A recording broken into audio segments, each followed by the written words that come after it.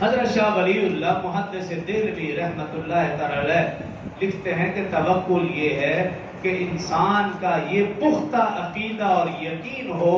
کہ منافع کا حصول اور ہمارے بیماریوں کو اور مضرتوں کو دفع کرنے والا وہی ایک اللہ ہے، اس کے علاوہ اور کوئی بھی نہیں۔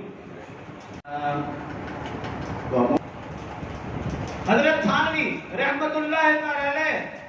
توکل کی تعریف کرتے ہوئے لکھتے ہوئے فرماتے ہیں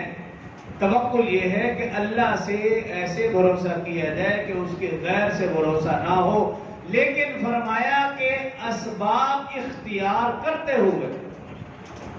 انسان کی نظر اللہ پر ہو لیکن اسباب اختیار کیا جائے۔ ایسا بھی نہیں ایک انسان کے مجھے اللہ کی ذات پر کامل یقین بھروسہ ہے لیکن میں کروں گا کچھ نہیں، گھر میں بیٹھا رہوں گا، یہ توکل نہیں ہے، یہ بے وقوفی ہے، یہ نادانی ہے۔ حضرت تھانوی رحمہ اللہ کیا فرماتے ہیں؟ توکل یہ ہے کہ اللہ کی ذات پر کامل یقین بھروسہ ہو لیکن اسباب اختیار کر کے